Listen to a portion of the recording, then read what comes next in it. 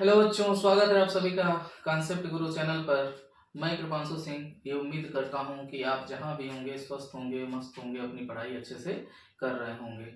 आज मैं कक्षा 10 के प्रश्नावली 1.2 की श्रृंखला को आगे बढ़ाते हुए 2 क्वेश्चन और कराने वाला हूं। पहला क्वेश्चन तो मैंने आपको बताया था, कड़ी में 2 और कड़ी में 5 एक और परिमेय संख्या है, सिद्ध कीजिए। सेम वैसे ही ये भी क्वेश्चन है कि 3 + 2 कड़ी में 5 एक अपरिमेय संख्या है। आपको क्या करना है? सिद्ध करना है। एक अपरिमेय संख्या है। तो इसके लिए आपको मैंने पहले ही बता रखा है कि हम लोग क्या मानेंगे कि माना 3 + 2 कड़ी में 5 एक परिमेय संख्या है।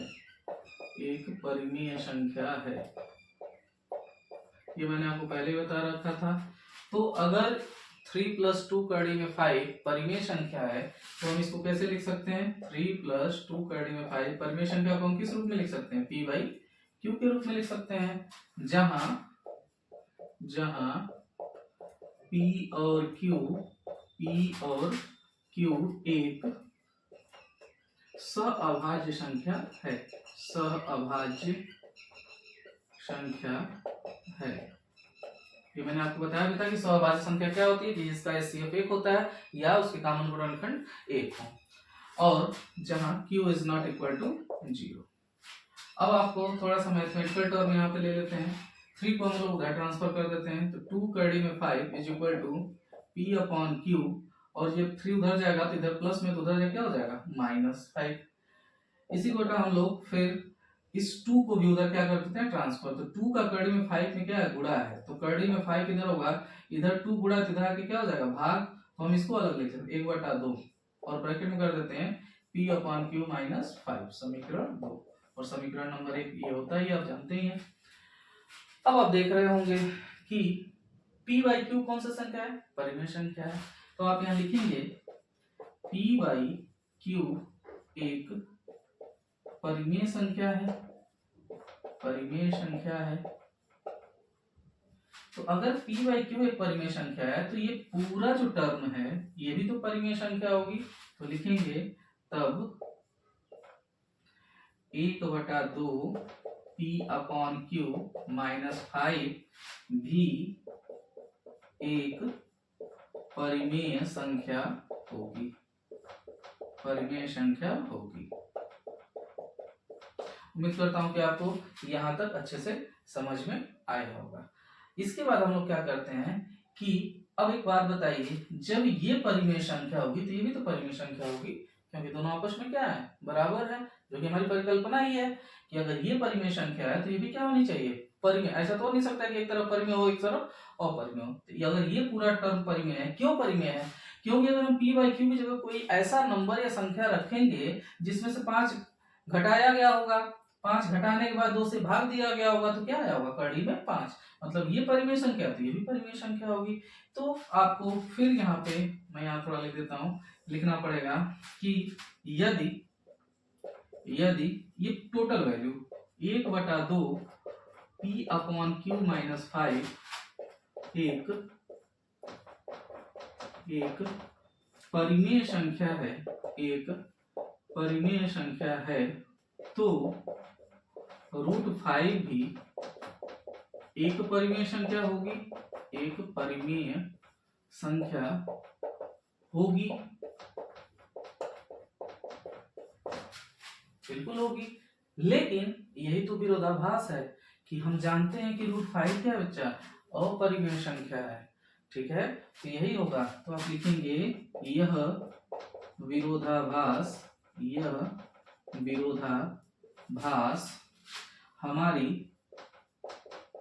त्रुटिपूर्ण परिकल्पना के कारण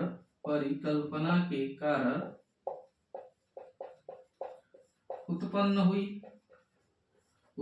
हुई, जबकि √5 क्या है? अपरिमेय संख्या है। अपरिमेय संख्या है। ठीक है, तो आप क्या करना होगा, आपको ये लिखना होगा कि अतः 3 + 2√5 एक अपरिमेय संख्या होगी।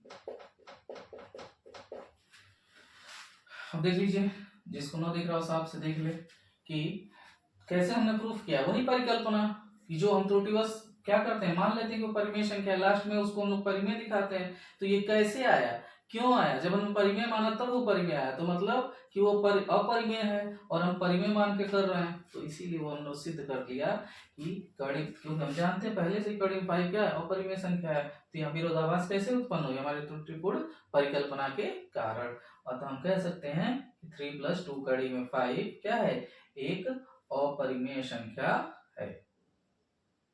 ठीक है, क्योंकि हमने 3 + 2√5 को क्या माना था, परिमेय संख्या माना था। आई होप कि आपको समझ में आया। अब ये दूसरा प्रश्न है, 1/√2 एक अपरिमेय संख्या है, सिद्ध कीजिए। सेम बेटा प्रोसेस वही रहेगा। प्रोसेस क्या है कि हम मान लेंगे कि माना 1/√2 एक परिमेय संख्या है, एक परिमेय संख्या है। ठीक है, तो अब जब परिमेय संख्या होगी तो वही परिकल्पना आपका 1/√2 को हम किस रूप में लिख सकते हैं, P/Q के रूप में लिख सकते हैं। और ये बेटा आप लोग नहीं भूलिएगा लाइन, जहां P और Q सहअभाज्य संख्या है, सहअभाज्य संख्या है। बहुत महत्वपूर्ण लाइन है, इसे आप लिखना परीक्षा में नहीं भूलेंगे।